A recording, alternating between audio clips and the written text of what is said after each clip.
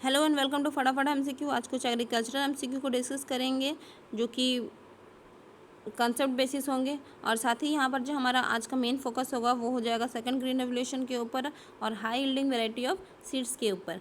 तो चलिए बिना लेट करते हुए आगे बढ़ते हैं और देखते हैं हमारा पहला एमसीक्यू। कीमतों पर सरकारी नियंत्रण के कारणों में निम्नलिखित में से कौन सा कारण सही नहीं है। देखिए, सबसे पहले तो मैं इस क्वेश्चन को कैसे सॉल्व आउट करेंगे, क्योंकि क्या होता है कि जनरली बच्चे ऐसा लंबा चौड़ा सा क्वेश्चन देखकर परेशान हो जाते हैं। तो इस परेशानी से बचने के लिए हम क्या करेंगे, इसको इजी वे में सॉल्व करेंगे। तो ये कैसे सॉल्व आउट होगा, चलिए बताती हूँ। देखिए, सबसे पहले यहाँ पर जो आपको लिखा हुआ है क्वेश्चन को पढ़ना है। कीमतों पर सरकारी नियंत्रण के कारणों में निम्नलिखित में से कौन सा कारण सही नहीं है। तो यहाँ पर ये जो नहीं वर्ड है इसको आपको क्या करना है, काट देना है। ठीक है, नहीं वर्ड को आपको काट देना है। मीन्स आपको क्या करना है, कारण बताना है, कारण खोजना है। आपकी जो आंसर दिया हुआ है, आपको ऑप्शन दिया गया है, उसमें आपको कारण खोजना है। तो जो सही नहीं है वो एक आंसर होगा, लेकिन जो सही है वो बाकी के 3 होंगे। ठीक है, तो हम क्या करेंगे, 3 सही आंसर को खोजेंगे।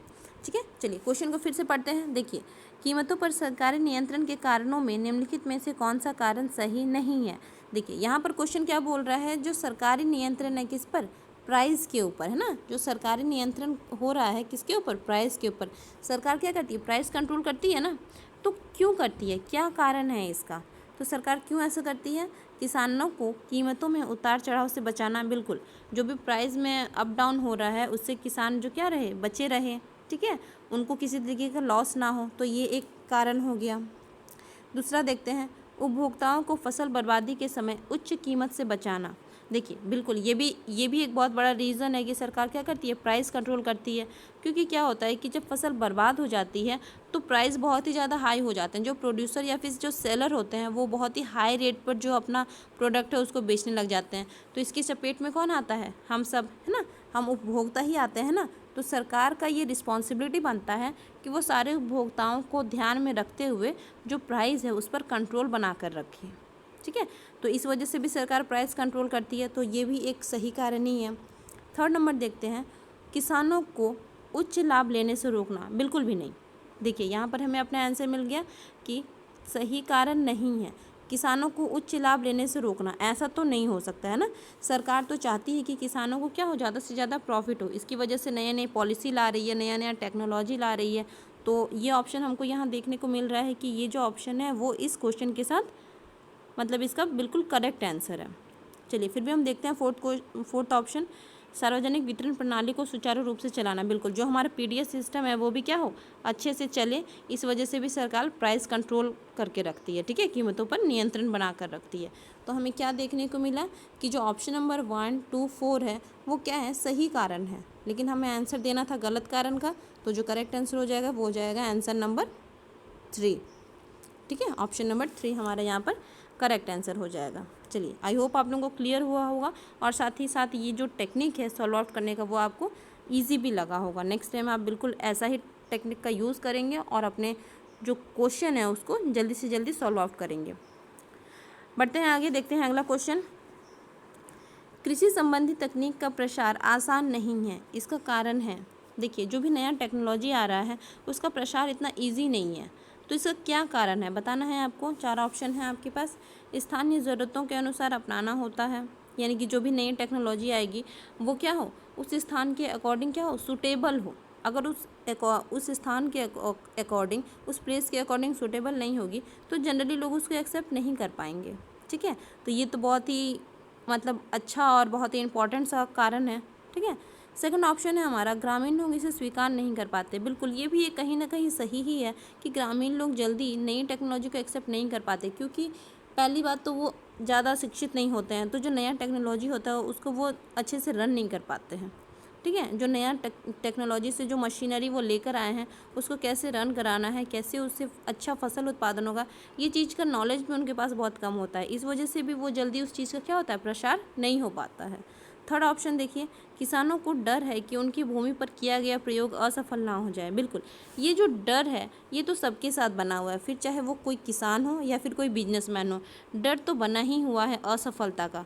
ठीक है, किसी को डर ज़्यादा बना रहता है, किसी को डर कम बना रहता है, लेकिन किसानों का ये जो डर है वो क्या होता है, ज़्यादा होता है, क्योंकि उसी फसल की वजह से उनका जो अगला साल है वो उसी फसल से उनका जीवन यापन होने वाला है, उसी से वो क्या करेंगे, अपना भरण पोषण करेंगे, अपना और अपने परिवार का। तो इसीलिए वो जल्दी रिस्क नहीं लेना चाहते हैं और अपना भी नहीं पाते हैं। तो हम क्या देख रहे हैं, जो भी नया टेक्नोलॉजी आ रहा है उसका प्रसार इसलिए आसान नहीं हो पाता है क्योंकि यहाँ पर ये तीनों ही कारण काम कर रहे हैं। ठीक है, तो फोर्थ ऑप्शन में देखिए क्या है, फोर्थ ऑप्शन है उपयुक्त सही। बिल्कुल ये करेक्ट आंसर होगा, उपयुक्त सही सभी ही होगा यहाँ पर, है ना, क्योंकि तीनों ही यहाँ पर सही कारण दिए गए हैं। चलिए बढ़ते हैं आगे। अगला क्वेश्चन है हमारा, खेती की अनिश्चितता को कम किया जा सकता है अपनाकर, यानी कि क्या अपनाकर आप जो खेती की अनसर्टेनिटी है उसको हम लोग कम कर सकते हैं। कैसे कम कर सकते हैं, विशिष्ट कृषि पद्धति अपनाकर, फसल उत्पादन में संकर बीज प्रयोग, विविधीकृत खेती, इनमें से कोई नहीं।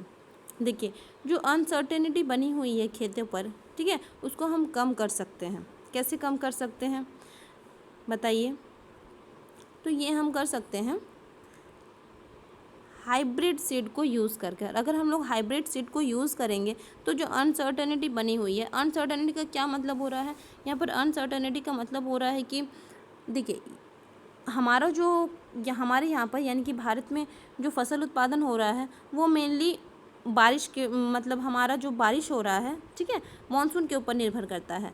तो या तो अगर मानसून अच्छी होगी, बारिश अच्छी होगी तो फसल अच्छी होगी, अगर बारिश अच्छी नहीं होगी तो फसल ख़राब हो जाएगी। तो ये अनसर्टेनिटी बनी हुई है ना।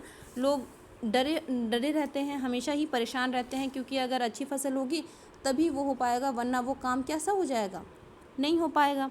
ठीक है, इसी वजह से जो यहाँ पर हम लोग कैसे करके अनसर्टेनिटी को कम कर सकते हैं, तो हम लोग जो हाइब्रिड सीड है उसको यूज़ करके हम लोग अनसर्टेनिटी को ख़त्म कर सकते हैं।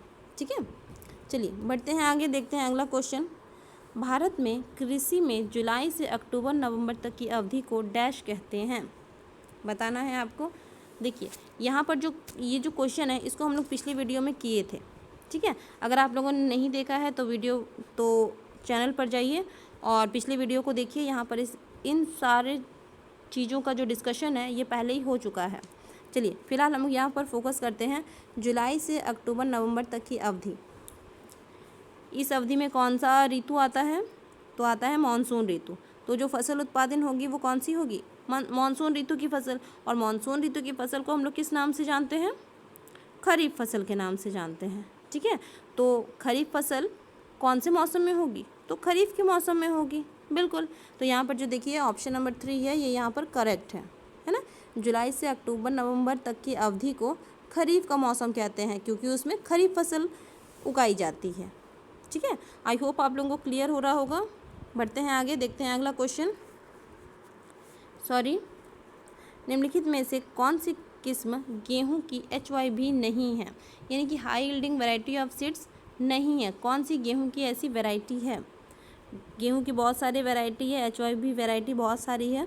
तो इसमें से आपको 4 ऑप्शन दिए गए हैं, बताना है इसमें से जो एक है ना, वो क्या है, high yielding variety of seeds नहीं है, वीट की नहीं है मीन्स, ठीक है, गेहूं की नहीं है।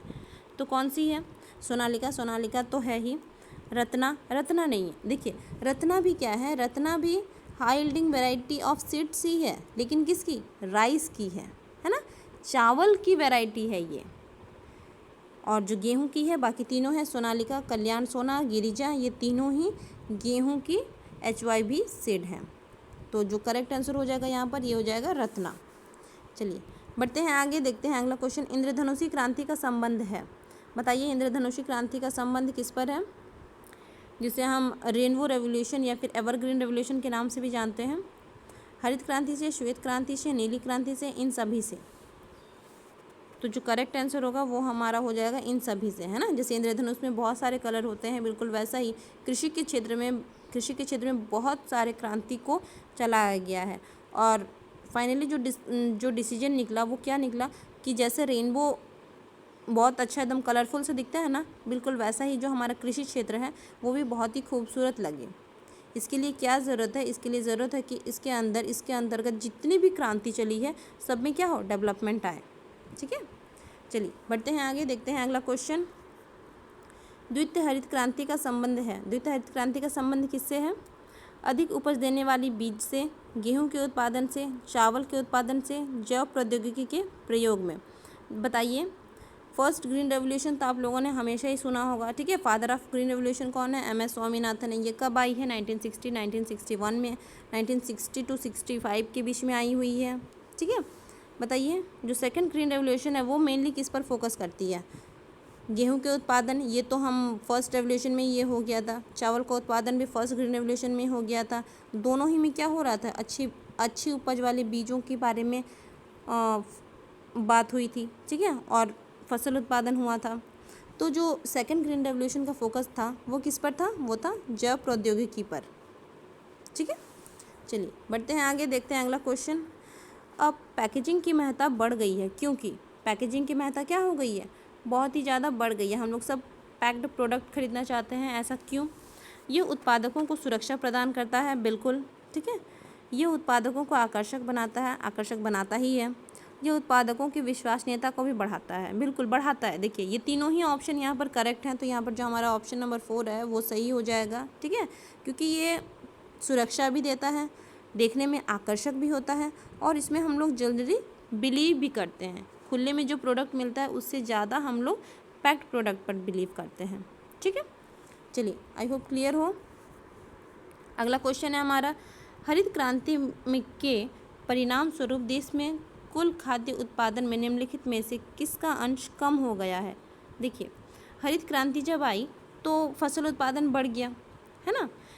चावल का, गेहूं का फसल उत्पादन क्या हो गया? बढ़ गया, बहुत ही ज़्यादा प्रोडक्शन होने लग गया, high yielding variety of seeds आ गए। लेकिन उसके बावजूद उसके नेगेटिव इम्पैक्ट भी हुआ। तो ये जो नेगेटिव इम्पैक्ट हुआ उसमें एक इम्पैक्ट था कि अन्य जो खाद्यान्न उत्पादन था उसका अंश क्या हो गया?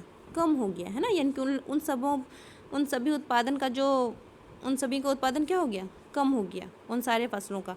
तो ऐसी कौन सी फसलें हैं जिनका उत्पादन कम हो गया? गेहूँ, चावल, मोटा अनाज व दलहन, उपयुक्त में कोई नहीं। देखिए गेहूं और चावल का के बारे में तो हमने पढ़ा है कि ये फर्स्ट ग्रीन रेवोल्यूशन में ही इसका उत्पादन बहुत ही ज़्यादा बढ़ गया, इस पर काम किया गया। लेकिन जिस पर काम नहीं हुआ वो हुआ ऑप्शन नंबर 3, मोटा अनाज व दलहन, है ना। इस पर फोकस नहीं किया गया हरित क्रांति पर, तो धीरे धीरे क्या हो गया कि इसका प्रोडक्शन घटता चला गया। मोटा अनाज में कौन से फसल आते हैं? तो आते हैं बाजरा, है ना, जौ, रागी, ये सारे फसल क्या है? मोटा अनाज का एग्जाम्पल है। साथ ही यहाँ पर आपको ये भी बता दूँ कि ये बहुत ही ज़्यादा कैल्शियम रिच होते हैं, ठीक है। तो इन सबों का सेवन स्वास्थ्य के लिए भी बहुत ही अच्छा होता है। चलिए अगला क्वेश्चन हमारा देखते हैं। भारतीय कृषि में निजी निवेश अधिकतर श्रम बचाने वाली मशीनीकरण पर है, यह किसकी प्रतिक्रिया के कारण हो सकता है? देखिए जो हमारा क्वेश्चन को पहले समझने की कोशिश कीजिए कि जो भी हमारा भारतीय कृषि में जो निजी निवेश हो रहा है वो क्या हो रहा है? श्रम बचाने वाले मशीनीकरण पर है। श्रम बचाने वाले मशीनीकरण का क्या मतलब है कि जो श्रम को क्या किया जा रहा है? धीरे धीरे हटाया जा रहा है और क्या किया जा रहा है? मशीनीकरण लाया जा रहा है। मशीनीकरण लाया जाने का क्या मतलब है कि ज़्यादा से ज़्यादा टेक्नोलॉजी यूज़ की जा रही है, मशीन यूज़ किए जा रहे हैं, ठीक है। तो ये क्यों किया जा रहा है? तो जो पहला ऑप्शन है, कृषि क्षेत्र की बढ़ती हुई उत्पादकता, कृषि में बढ़ती हुई असमानता, बढ़ती हुई मजदूरी और अपेक्षाकृत महंगा श्रम बाजार, सरकार द्वारा ऋणों को बट्टे खाते में डालना। बताइए तो जो करेक्ट आंसर हो जाएगा वो हो जाएगा ऑप्शन नंबर 3। देखिए जैसे जैसे हमारा फसल उत्पादन हो रहा है, जैसे जैसे प्रोडक्शन बढ़ रहा है, वैसे वैसे क्या हो रहा है कि जो हम जो श्रम लगा रहे हैं वो ज़्यादा लगा रहे हैं। तो जब हम ज़्यादा श्रम लगा रहे हैं तो हमारी मजदूरी बढ़ रही है, ठीक है। लेकिन हम जितनी मजदूरी लगा रहे हैं, जितने मजदूर को काम पर लगा रहे हैं, उतना हमारा प्रोडक्शन नहीं हो पा रहा है, ठीक है। यानी कि जितनी मजदूरी हम दे रहे हैं, जितना लेबर हम लगा रहे हैं, उतना हमको प्रोडक्शन नहीं हो पा रहा है। इस वजह से लोग क्या कर रहे हैं कि श्रम से बचने की कोशिश कर रहे हैं, ठीक है।